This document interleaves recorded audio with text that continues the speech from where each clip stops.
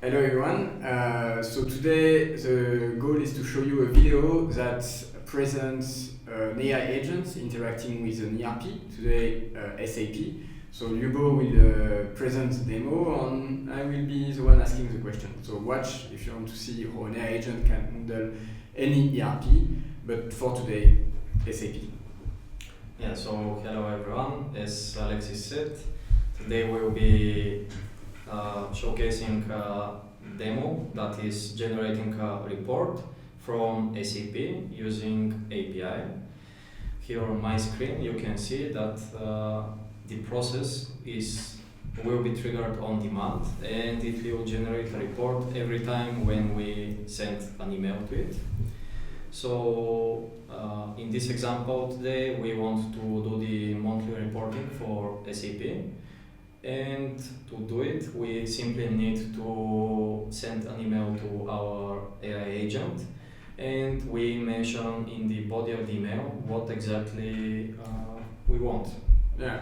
So that part is basically where generative AI is useful, is to understand whatever you are asking. Yeah. Yeah, okay. Okay. Yeah, it is very common nowadays, and it is what most of our clients ask for, to type simply like you are emailing your colleague in your office, and it will do the job. So we sent the email, Okay. and while the process is triggering, $9, right? no. And when the process is triggering, I can say what's behind, and behind Yeah, please. the AI agent is hosted, and it is always listening.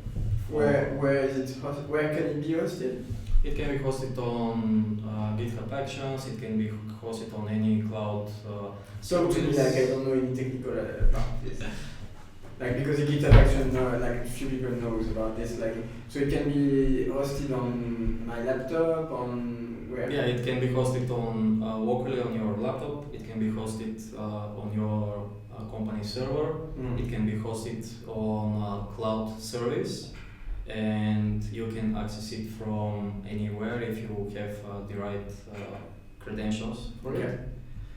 On each level has basically different characteristics for security. So let's say on your laptop it's great, but it doesn't interact with anything else, I guess. Like what are the difference between cloud services, internal virtual machine on my laptop? It really depends on what you want and what are your company policies and how you want to handle this type of processes. You can have it on your laptop.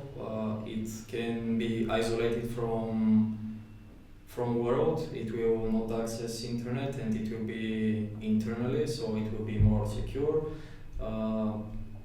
But nowadays all cloud services are a lot more secure than even your laptop, because of how everything is done. Plus they have policies that keep your data safe and intact. Yeah. So Let's not go too much into too much technicalities again, but like no, I understand. It's interesting.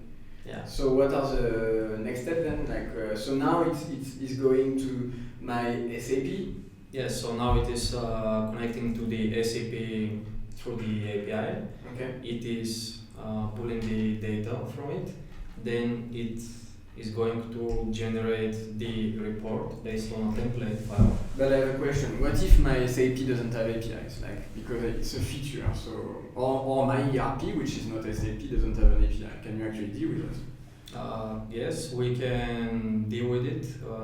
It doesn't need, ideally, in best case scenario, you need API. That's how best practices are. But sometimes you don't have access for it, or you want something more special or unique. Mm-hmm. In that case, we can mimic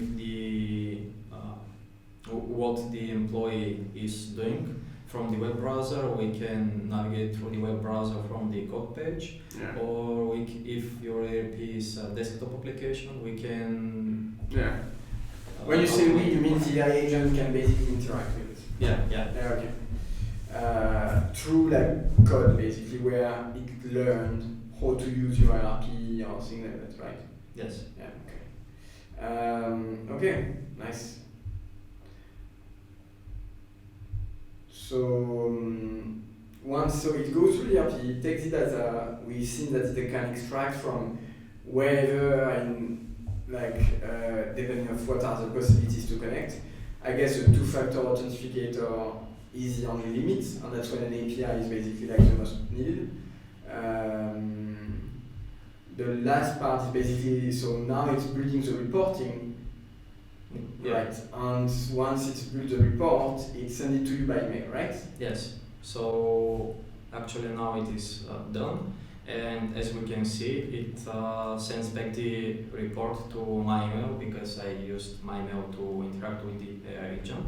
Okay, wait, actually, because that part I wasn't aware. So depending of where you send it from, so if it was me that was sending the report, then I would have received the report. Yes, but also we can include into this report your other team members. Yeah. So everybody who needs to also see this report that was generated can receive it. And you can also limit the number of people that are allowed to actually make a request, or that the AI agent will respond to. Kind of being rude and saying like, okay, you don't answer to Michel because you don't want him to see the report. Yes, you can restrict it, so every process and every report can be generated from specific team member. Okay. And if you have some sensitive data, you don't need to share it with everybody. Okay. No, I'm laughing because of the name Michel, very French. Okay, so that's the report? So yeah, that's the report. As you can see, it came from the agent. And here... What's it in the subject line? Is it dates? It's build it unique name from the current date and hour. Okay. So you don't have duplicates. It is explaining here what happened. You have summary.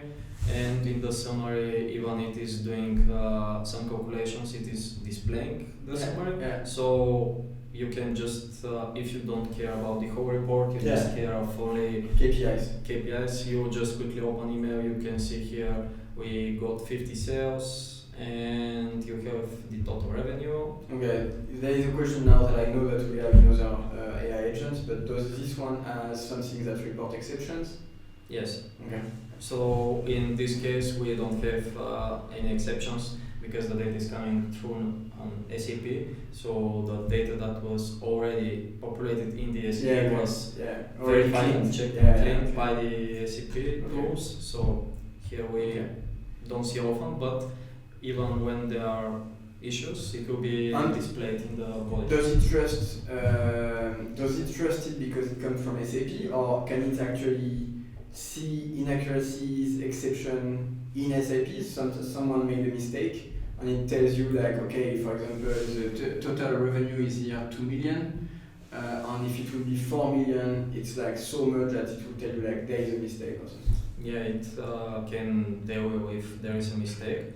There are some predefined rules for building this report. So when you run it, it pulls the data, it applies those rules, and if everything is correct, there are no issues here. If there are some issues, for example, if you specify the period, and in the SAP it gets wrong period, it can put it here and say, hey, for this and that we have problems. So you need to manually go and investigate, and sometimes the issues are not in the AI agent. Sometimes the data is, the import data is wrong. Which can happen at every stage. Yeah, it happens to be fair. Yeah.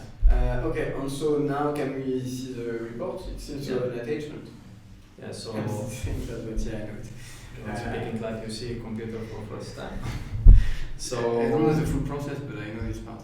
So basically, this is the report file. Here you have sheet order details, which is... It's basically a summary on the homepage. I would call that... Yes, it is a summary. And basically here you have everything that Okay. a CFO can care I of. want to, Yeah, or like want to. or want. Like basically, it's tailored to the. You tailor it to the desire of the Yeah, CFO. yeah. For example, if you don't need to see top 5 customers, we don't need to have this rank list here. Okay. We can add something else. It's really how you want and what you want to see. Okay. But basically here in the order details you can see the raw data Yeah. that is pulled.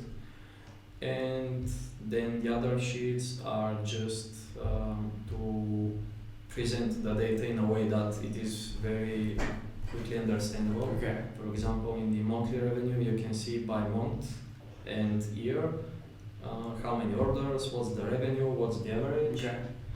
And even you can have top customers, you Okay. can Um, we can adjust anything and display Yeah. anything in the report. But this part is not AI, it's automation.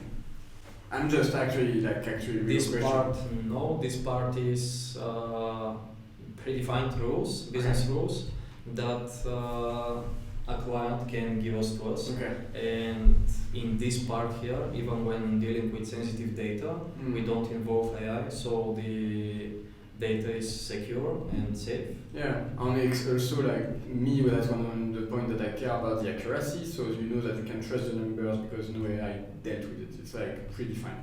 Yes, Yeah. you have strict rules, and if there is an issue in the data here, then it means the Yeah. wrong data was uploaded in the SAP in the Yeah. first place. Okay. No, that's nice. Like basically the AI is just like here to talk to you, do the job, but when it does the job, if it knows how to do it, it does it like without surprises. Yeah, I think it's great. It's great demo of actually the average things that we do, but it's the first one. So yeah, I think it's covered. We covered everything. Yeah. Okay, so that's one example. That's the first video. Probably a lot of feedbacks. Please do it. There is probably like a lot of improvements we can do. Be shorter or longer, more detailed. Go on in the feedbacks, on comments, and tell us how to make it better because there is a second episode coming. Thank you. Thank you.